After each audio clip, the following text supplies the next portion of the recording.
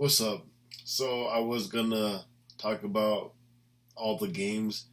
I still am, but I'm gonna be doing something different. Tuesday, Wednesday, and I'm thinking about Thursday also.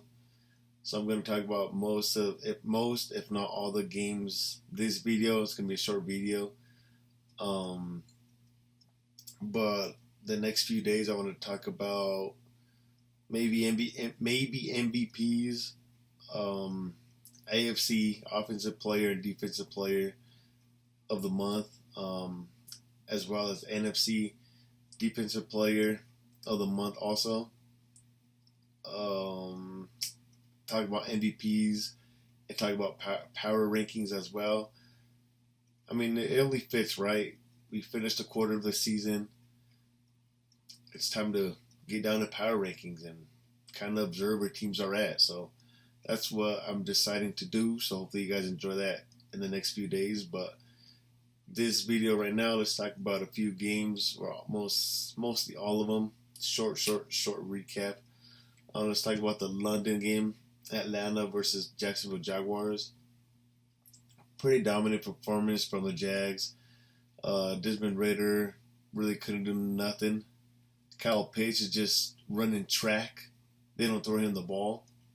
They need to trade him or ship him because he has tremendous potential, tremendous talent. But if you're not going to use him, trade him or find a way to use him. Desmond Ridder, sadly, I've had the Atlanta Falcons winning the South. I mean, they still can, but it's not looking good. Desmond Ridder does not look like he's the answer. They'll run team first, but it's not looking good. I was looking forward to Calvin Ridley against AJ Terrell. They went at it pretty good. I would say AJ Terrell won that battle, but the Jags ended up top. The only good thing Falcons did that game was Bijan Robinson and the run defense for the Atlanta Falcons, as Travis Etienne couldn't buy a yard if he had to. So that's the only good thing I have to say about Falcons. Jags, you did good all around solid, except for the run game. I think Trevor Lawrence led the team in rushing yards. That's because it wasn't designed QB run. He would just scramble. So that's all I have to say really about that game. Game of the week, probably Bills against the Dolphins. Bills just phenomenal offense. Good defense too. They were able to shut down Tyreek Hill and Jalen Waddle for the most part all game. And that was just incredible to watch on film, on tape. I think it's Matt Milano played phenomenal too. And they're also playing without Von Miller too. So once he comes back, that defense is going to be better. On the downside, I think Tre'Davious White tore his Achilles, so he's done for the year. Unfortunately, again, back-to-back seasons. But that offense of the Bills, they bounced back from week one, so they've been clicking ever since. Maybe they just have the Bills number, but the Bills offense is rolling. After Miami scored 70 on the Broncos, they look like they slowed down a little bit, but the rookie running back, Achan, because he doesn't want to pronounce A-Chain, so I think it's Achan, whatever. He carried most of the load as Raheem Mostert fumbled the ball, I believe, twice. So you might see the rookie running back start getting most of the carries, or I don't know how they're going to plan that out, but every time that Achan runs the ball, has the ball in his hands, could go for a touchdown. He's a good playmaker, good runner. But Miami's defense was not enough against the Buffalo Bills this time around. Who knows what's going to happen when they play the second time or third time? They could play 3 times. But just real dominant performance from the Bills. Diggs, Allen, Gabe Davis, Latavius Murray. That's what I was thinking about. He might be 40 years old, but he was running that ball good. Cook as well. So Bills are getting scary. They're getting scary. Minnesota, Carolina. I'm drawing a blank. I'm pretty sure Minnesota defense held their own, as the only touchdown really for the Carolina Panthers was a pick six, 99-yard pick six return. And other than that, it was all pretty much Minnesota from there. The defense did well. Justin Jefferson did his thing. So that game was very well played defensively from the Minnesota Vikings. Now let's go to the Bears Broncos. Broncos came back and won the game. They were down like 21 points. So for them to come back and win 31-28, they had like, what is that? How many? 24 unanswered points. Just really bad football from both sides. Justin Fields couldn't close the game. That offensive line allowed a strip sack fumble, which allowed the Broncos defense to score a touchdown. Russell Wilson and Mims connected on a nice deep bomb. But if you're the Chicago Bears, you gotta learn how to close that game out. You're up big. You just can't allow that to happen. And if you're tanking for Caleb Williams, and hey, congrats.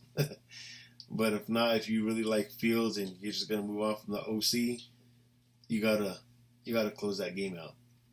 But Broncos came back and won that game. Another game I was really looking forward to. I knew Deshaun Watson was questionable going in. I was hoping he would play, but he did not. But I believe the two tackles, the left tackle and the right tackle for the Baltimore Ravens, they were out this game, and they got to deal with a good pass rush with Myles Garrett and Zadarius Smith and that Cleveland defense. So I thought it was going to be a bad game for Lamar, but it was a dominant win on all three sides of the ball for the Baltimore Ravens. They ended up winning 28-3. I have really nothing good to say about Cleveland this game. The defense did the best they could, but when that offense can't move the ball, and you have Roquan Smith leading that defense, there was nothing the Browns could do. So dominant win right there for the Baltimore Ravens. Lamar Jackson did his thing. Some nice dimes to Mark Andrews as well. So they're clicking at the right time too. And they didn't have Odell or their left or right tackle, I believe. So once they come back, they should be better. Most shocking game to me, Pittsburgh-Houston. I did not expect this game to be 6-30. 6 Pittsburgh, 30 Houston. CJ Stroud looking like the real deal. Looks like D'Amico Ryans has that defense playing electric.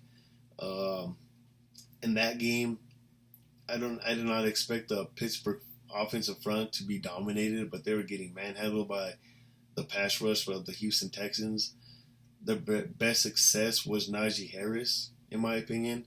Felt like he did the most productive. He was the most productive for them. But when you're down a lot, there's only so much you can do. Nico Collins, he had I'm going to exaggerate a little bit. He had 200 yards. I want to say he had 140 though, and a touchdown. So Dameon Pierce, they finally got the run game going, which is weird. I didn't think the run game would be decent, solid. Solid is a more perfect word for this game right now. Dameon Pierce finally had a kind of like a breakout game. So that was good to see, but they dominated 30-6. Mike Tomlin said some big changes are going to come. Mike Tomlin, I don't know if you Pittsburgh fans don't want to hear this, but he's got to go. I know he's never had a losing season, but he can't always be finishing 8-8 or just barely over 500. Something's got to change there. I mean, I don't know. That's my opinion, but finishing always 8-8 or 9-7, eventually you gotta clock out, or not clock out. You gotta boot them. So, my opinion there on Pittsburgh. Los Angeles Rams against the Colts now. Comeback. not comeback win, but Colts ended up coming back from, I believe it was like 20, 21-0, 23-0, 23-0, something like that. I want to say 23-0 because the score ended 29-23 in overtime. The Rams came out firing.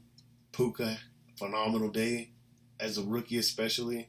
Hopefully, when Cooper Kupp comes back, they still feed him the ball. He's a tremendous rookie. He can run block also. He can just block. Let's just say that, because sometimes they put him on a motion and he has to block. That's hardly ever for a pass play, but he could block. So they got to keep feeding him more. Williams, phenomenal rookie runner as well. But eventually, second half, the Colts woke up. Zaire Alexander? I believe that's his name. Number 44, defensive linebacker for the Colts. He had his boys playing second half, and Matthew Stafford ended up getting hurt. It was limping after the overtime win. He was limping to the locker room. Anthony Richardson started doing his thing, started moving the ball second half. First half, maybe shake off a little rust. He really hasn't played in the NFL, so this is kind of like his second full game. So maybe he was shaking off rust, but he ended up coming back, run the ball. He was actually sliding, so he won't get a concussion. So that was really positive to see for the Colts going forward. It's going to be interesting to see. I believe Jonathan Taylor could come back week 5, if I'm not mistaken. You guys can comment down below if I'm right or wrong about that, but I'm really excited to see this Colts team going forward. Good defense, and I really want to see Anthony Richardson elevate his game week by week, little by little. But Rams ended up winning in overtime. A nice little dime to Koopa, Poop the Nuke, whatever you want to call him. nice little dime to him to win in overtime. Saints Bucks. Baker Mayfield has that team rolling. They played most of the game without Mike Evans also, as he was ruled out with the hamstring injury after like 40 receiving yards. So for them to dominate that win, even with Alvin Kamara came back off his suspension, it's really incredible to see the Bucks playing as good as they are. Derek Carr played hurt. He was trying to show toughness, but it wasn't good enough this game. At home, you would think the Saints would keep it a close game. Losing last week, I want to say, you were up 17-0 and you allowed an 18-point comeback to the Green Bay. You thought New Orleans Saints would bounce back, keep this game close, and maybe win. That wasn't the case. Baker Mayfield did his thing. They ended up winning 26-9. Really interesting game also was the Eagles I always want to say Redskins. I'm used to that. Eagles against the Commanders. Really exciting game. A lot of controversial calls. Did Terry McLaurin catch the ball in overtime? I could see why Commander fans say yeah. I could see why Eagles fans say yeah. But hey, if you don't want to lose, you can't put yourself in that position where you're gonna lose the game. You know. But Sam Howell looked great. Jalen Hurts looked like last year's Jalen Hurts. The Eagles front slowed down the pass rush for the Commanders. So that was incredible to see also. The Eagles also, instead of doing the QB push, one play they faked it and he ended up rolling out. So just to keep the defense honest, I guess why they did that. But A.J. Brown went off this game. Swift did his thing also. And my favorite defensive player for the Eagles, Jalen Carter, he did well also. The Redskins, I was really impressed with Sam Howell though. Sam Howell, Scary Terry. Oh, excuse me. I was impressed with those guys. Curtis Samuel, he was doing his thing also out there. Not very defensive game though. 31-34 overtime win against the against the Commanders. Eagles fans I'm seeing on Twitter saying we should have went over to overtime if AJ Brown didn't do that like the taunting penalty, but he did. You guys had Washington like in 2nd and 20 with that long sack, so you got to come up with the stop too. So it's not all on AJ Brown if you guys did lose. You know what I mean? So, but that doesn't even matter. You guys won the game, so be it. Next game, Cincinnati versus Tennessee. Tennessee manhandled them. I mean, Joe Burrow is not looking like a top 2, top 3 quarterback in the league. Like, he's not. Tennessee just ran all over them. Just bullied their front. Like, it was just an ugly game. Ugly game. Derrick Henry looked like his old self, like his prime. I'm not saying he's not out of his prime yet, because you never know, but he might get going later on. But just really good, hard, tough running. 27-3 Tennessee. Like, geez. I didn't see that coming. I thought Bengals were going to win, especially because Burrow actually practiced all week. But that was not the case. Ended up getting spanked. So it's going to be really interesting to see how they treat Joe Burrow. I say rest him a week or two before you got to play the 49ers here in a couple weeks. So that's my opinion. Next team, Las Vegas Raiders against the Los Angeles Chargers. Chargers came up on top. Khalil Mack, 6 sacks. 6 sacks from Khalil Mack. He kind of disappeared from the NFL. Well, not disappeared, but nobody's been really talking about him. Ends up with 6 sacks, 24-17. Devontae Adams ended up getting hurt that game. He ended up returning, but that probably played a big factor in the score. Jimmy Garoppolo wasn't playing. It was the rookie. I don't remember his name right now, but he did solid. He just held the ball a little too long, which is why Khalil Mack had 6 sacks. Trying to remember the offense for the Chargers. Nothing standing out right now. So I apologize to you Charger fans, but I don't remember exactly what happened on offense and why you guys scored 24. But I'm sure Justin Herbert made some good plays, as he's done pretty much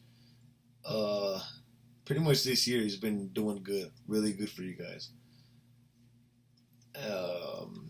New England, Dallas now. I stopped watching this game like at halftime. Like, it was just a blowout. So I noticed that Mac Jones ended up getting benched and Zach Paley came in for the Patriots, but just a dominant win. Like, it got boring after a while. I was not gonna watch that. So really, really good, just dominant performance. The Dallas defense, I was shocked that they were doing so good without Trayvon Diggs. So that's really encouraging to see for all you Cowboy fans out there. So that defense stays rolling the way they did. You guys should be good. Arizona against San Fran. I mean, I like the way Arizona's been playing this month. Like, I love the way they've been playing. Of course, I don't like that they have a lot of penalties, but they've been playing good football without having their starting quarterback. Whatever you guys think of Kyler Murray, he is their starter, so of course he's going to be burning Josh Dobbs. But their defense also, Dennis Gardeck, very underrated pass rusher. Nobody's giving him credit, but seeing him play, he's doing his thing. If you guys can, try to watch a Cardinal game and notice, I think he's 44 or 45. Dennis Gardeck for the Arizona Cardinals, edge pass rusher. He's really good. San Francisco, the MVP for me. I don't want to. I'm not gonna say that. I will say that for another video. But San Francisco is doing their thing with Brandon Ayuk. Deebo Samuel really wasn't involved this game, but really didn't need him this game. George Kittle, same thing. It was just a good CMC game, Christian McCaffrey. So, hats off to the 49ers shutting down Josh Dobbs also and the Arizona Cardinal offense, as they've been doing pretty good. But this game, they just got outmatched. Kansas City Chiefs ended up winning against the New York Jets 23-20. Jets aren't a pushover team. They beat the Bills week 1, a great team. And then they put up a fight against the Kansas City Chiefs. Couple of things could have bounced their way. Zach Wilson felt like that game was on him. Big controversial calls I've been seeing. And with these controversial calls, I see where you guys are coming from, but you can't put yourself in position to rely on the refs to win the game. Like, it might happen, it's gonna happen, I understand that, but if you put yourself in position to where the refs aren't gonna factor in the game, then you wouldn't have to worry about it. So, like, for example, Houston Texans against the Steelers, the refs really didn't matter to that game. 30-6, like, you know what I mean? So, controversial holding call. Jawan Taylor for the Chiefs continues to struggle with the right tackle. I said this week 1. If you go back, watch my week 1, when I said people have been talking about this line being the best that Mahomes has ever had, I still disagree with that. So, yeah, I'm just going to leave it at that. But yeah, hopefully you guys enjoyed it. Like I said, this is a quick recap. I don't have highlights. I'm not posting any highlights of any of these games because I want to save the highlights for like the next few days of what I'm going to be talking about. So if you guys enjoyed this video, hit that like button, like it, subscribe, hit that bell to get notified when I post, and comment down below what you guys think. So that's it for me. That's all the games. I still got Monday night, but I wanted to upload this right now. So I think Seattle's going to win tonight against the Giants. I don't think Barkley's playing. I don't know. But yeah, hope you guys enjoyed this video. Thanks for watching. Peace. I'm out.